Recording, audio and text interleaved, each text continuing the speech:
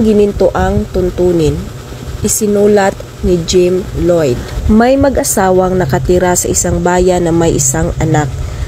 Sa loob ng mahabang panahon, magkasamang namuhay ng masaya ang tatay, kasama ang anak niyang lalaki at ang kanyang asawa. Subalit nang siya ay tumanda na, humina na rin ang kanyang katawan. Palagi siyang nakababasag ng plato sa tuwing kumakain siya sa mesa. Nanginginig na kasi ang mga kamay niya. Hindi nagtagal, nagalit ang anak sa pagiging lampa ng tatay niya.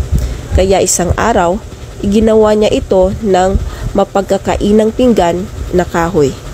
Ang pinggang kahoy na ito na ang nagsilbing kainan ng kaawa-awang matanda. Nang mapansin ng lalaking apo ang ginawa ng kanyang tatay, kumuha siya ng ilang gamit pang karpintero at nagpunta sa ilalim ng bahay. Nang makita siya ng tatay niya, tinanong siya nito, "Anak, anong ginagawa mo?" "Tay, iginawa ko kayo ni ina ng pinggang kahoy para sa inyong pagtanda," sagot ng anak. Pagkarinig sa mga salita ng anak, tumulo ang mga luha ng ama.